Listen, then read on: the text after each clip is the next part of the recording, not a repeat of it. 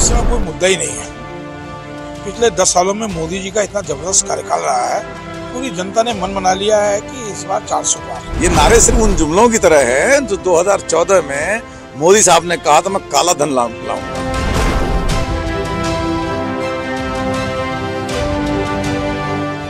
महंगाई, शिक्षा, बेरोजगारी और चिकित्सा पे बात होनी चाहिए। जैसे उत्तराखंड में 5 लोकसभा सीटें हैं तो निश्चित रूप से वो भाजपा की झोली में जाएंगी, मैं डंके की चोट पे कह रहा हूँ। सबसे बड़ा मुद्दा पलायन का है, बेरोजगारी का है। अच्छे बातें तो की जा रही हैं, लेकिन उनको धरातल पर नहीं उतारा जा रहा है। कांग्रेस 70 साल में अच्छे दिन नहीं ला पाई। इस 10 वर्षों में मोदी जी ने वो करके दिखाया जो पूर्व की सरकार नहीं करके दिखा पाई। तो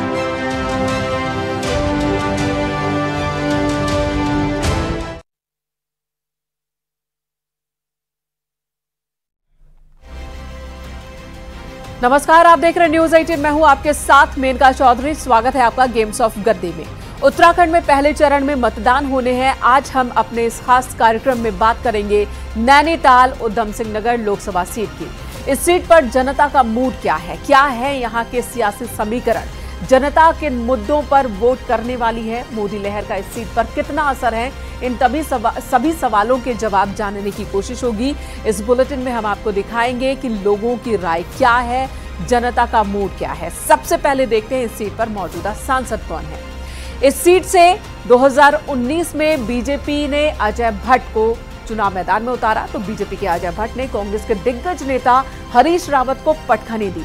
केंद्र सरकार में मंत्री रहे भट्ट को बीजेपी फिर चुनाव में और मौजूदा भट्ट बीजेपी के उम्मीदवार हैं।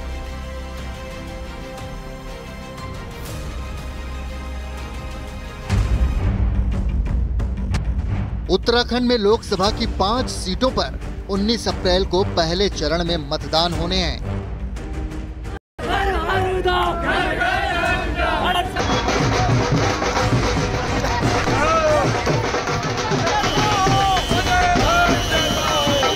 देवभूमि में पहले चरण की लड़ाई को लेकर सियासी बिसात बिछ चुकी है। आज हम बात करेंगे नैनीताल उधम सिंह नगर लोकसभा सीट की, जो उत्तराखंड की सबसे हॉट सीटों में से एक है।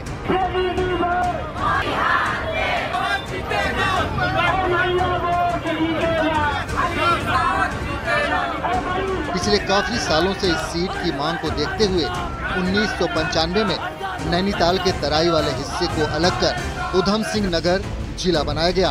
ये लोकसभा सीट उत्तराखंड के कुमाऊं मंडल में आती है। इस लोकसभा सीट में कुल 14 विधानसभाएं हैं। इनमें नैनीताल की 5 विधानसभा सीटें और उधम सिंह नगर की 9 विधानसभा सीटें शामिल हैं, जिसमें 8 सीटों पर बीजेपी का कब्जा है, जबकि 6 सीटों पर कांग्रेस काबिज है।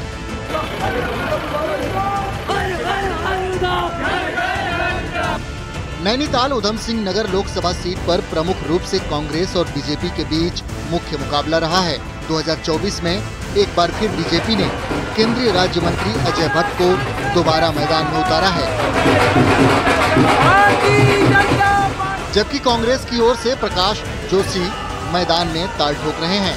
1991 में रामलहर में बलास पासी ने नर्मदा तिवारी जैसे दिग्गज को यहाँ चुनाव हरा के बीजेपी की बुनियाद रखी थी और अभी तक 1991 से अभी तक बीजेपी 4 बार इस सीट को जीत चुकी है। 1991 में बलास पासी जीते, 1998 में बीजेपी के टिकट पर केसी पंत की पत्नी इला पंत यहाँ से चुनाव जीती और 2014 और 2019 में भाजपा के पास ये सीट गई है। इससे पहले 2019 में बीजेपी ने अजय भट्ट को नैनीताल उधम सिंह नगर लोकसभा सीट से चुनाव लड़ाया था, जिसमें बीजेपी नेता अजय भट्ट ने कांग्रेस प्रत्याशी हरीश रावत को भारी मतों से शिकस्त दी थी।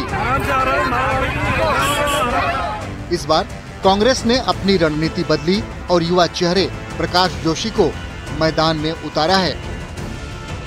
बीजेपी जहां प्रधानमंत्री नरेंद्र मोदी के चेहरे को केंद्र में रख करके पूरा लोकसभा चुनाव लड़ रही है, वहीं कांग्रेस की ये कोशिश है कि प्रधानमंत्री नरेंद्र मोदी का नाम भी न लिया जाए, क्योंकि इससे कांग्रेस को लगता है कि उसे बड़ा राजनीतिक नुकसान हो सकता है। यही वजह है कि कांग्रेस के निशाने पर सीधे और सीधे स्थानीय सांसद अजय भट्ट हैं। नैनीताल उधम सिंह नगर लोकसभा सीट में देश की जानी मानी गोविंद बल्लभ पंत एग्रीकल्चर यूनिवर्सिटी मौजूद है। इसके साथ ही कुमाऊं क्षेत्र में पंत नगर का हवाई अड्डा भी काफी अहम है। विश्व प्रसिद्ध नैनीताल को पर्यटन स्थल के लिहाज से भी काफी अहम माना जाता है।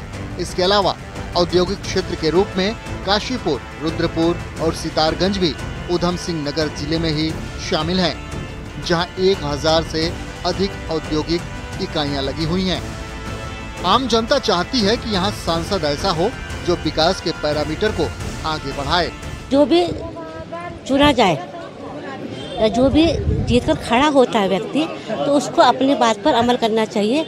और क्योंकि वो जनता का आदमी है, उसको जनता ने चुना है, तो उसको जनता की आवाज़ सुननी चाहिए, चाहे वो कोई भी हो। हम आने वाले समय में प्रथम दृष्टया तो यही चाहेंगे कि इसमें रोजगार जल्द से जल्द उपलब्ध करा जाए और युवाओं में जो निराशा की भावनाएं घर कर रही हैं उसे दूर किया जाए। आश्वासन था सरकार का, लेकिन उस पर गंभीरता से नहीं लिया। लेकिन जिस तरह से सांसदों ने अपने 61% सांसद निधि ही खर्च नहीं करी, अगर वो खर्च की जाती तो आम जनता को उसका फायदा मिलता। उत्तराखंड में नैनीताल उधम सिंह नगर लोकसभा सीट पर पहले चरण में लड़ाई है, यानी 19 अप्रैल को जनता प्रत्याशियों की किस्मत ईवीएम में कैद कर देगी, जिसका फैसला 4 जून को आ जाएगा। न्यूज़ 18 के लिए हल्द्वानी से शैलेंद्र नेगी की रिपोर्ट।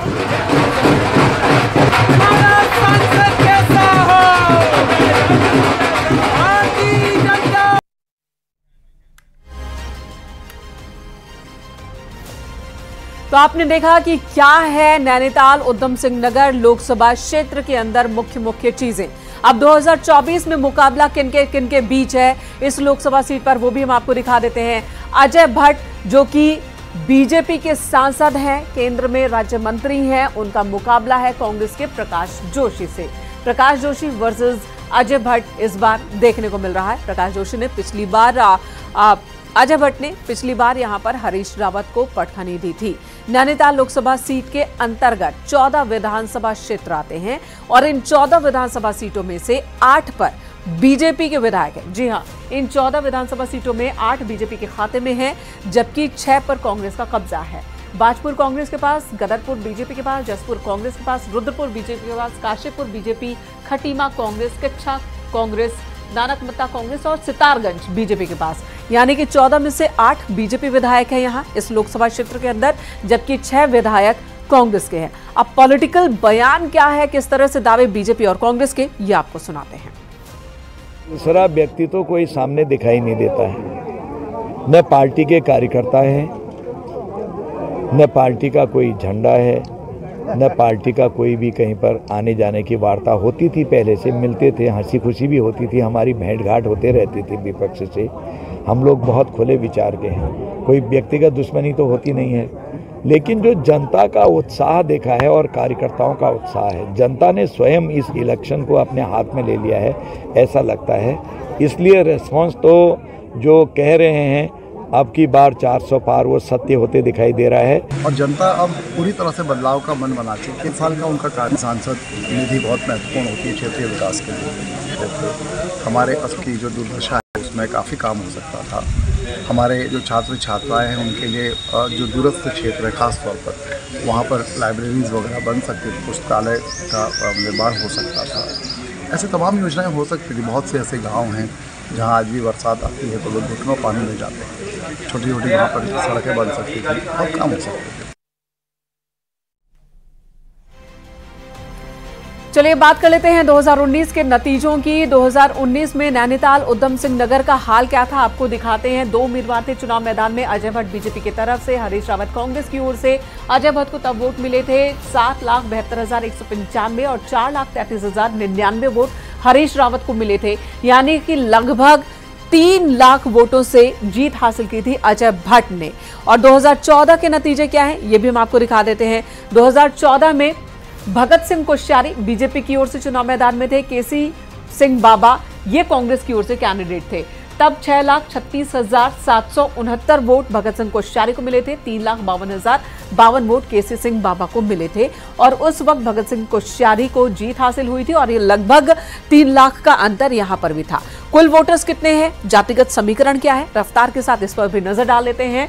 कुल वोटर्स की संख्या आपको दिखा देते हैं, 20,21,000 के आसपास वोटर्स हैं कुल इस लोकसभा क्षेत्र में, जबकि राजपूत 15%, ब्राह्मण 10%, सिख 12%, एसटी 8%, ओबीसी वर्ग के 17% मतदाता इस लोकसभा क्षेत्र में है। मुस्लिम मतदाताओं की संख्या 15% है। वहीं एससी 22% वोटर्स नैनीताल उधम सिंह नगर लोकसभा क्षेत्र के अंदर है। आपको ये पूरा हाल एक रिपोर्ट के जरिए दिखाते हैं।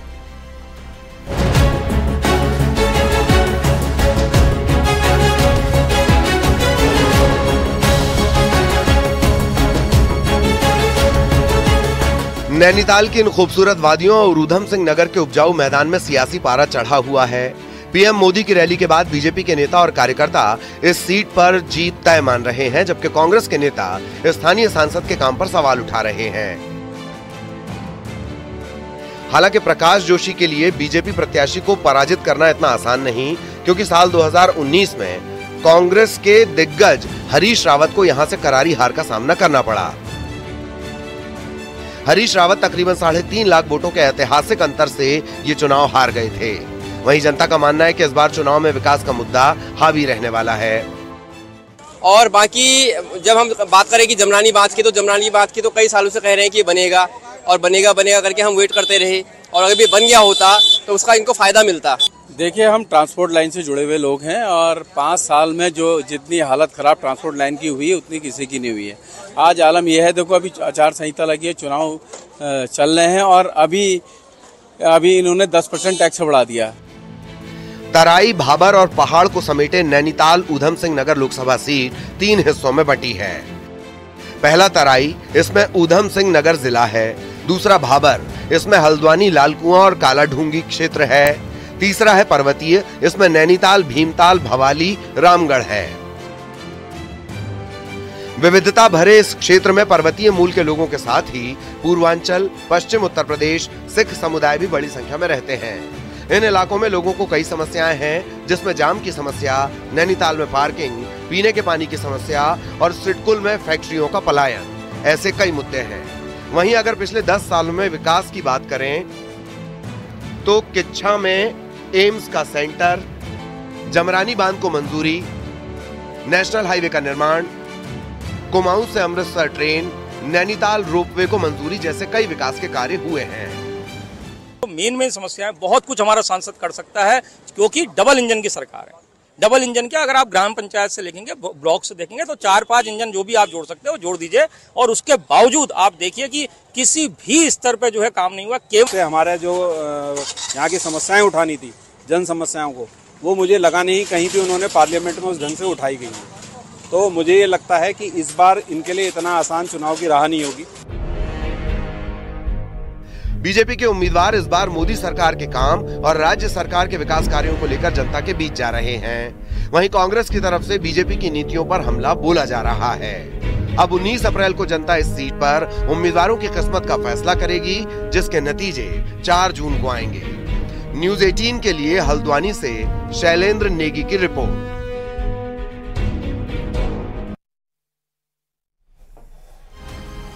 और अब चलिए जान लेते हैं कि नैनीताल उधम सिंह नगर के मुद्दे क्या हैं इस बार और किन मुद्दों पर जनता वोट करने वाली है। तो शहरों में जाम की समस्या एक बड़ा मुद्दा है। नैनीताल में अगर हम देखें तो देखिए, पार्किंग की समस्या है, सिडकुल की फैक्ट्रियां, रोजगार की समस्या है, पीने के पानी की समस्या है। ये वो मुद्दे हैं जो नैनीताल उधम सिंह नगर के लोग उठाते रहते हैं।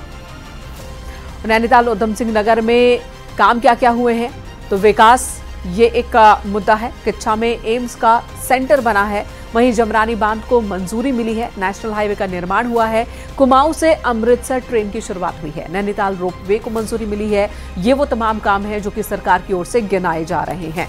फिलहाल गेम्स ऑफ गद्दी में यहां रुकेंगे एक छोटे से ब्रेक के लिए। खबरों का सिलसिला ब्रेक के बाद भी जारी है।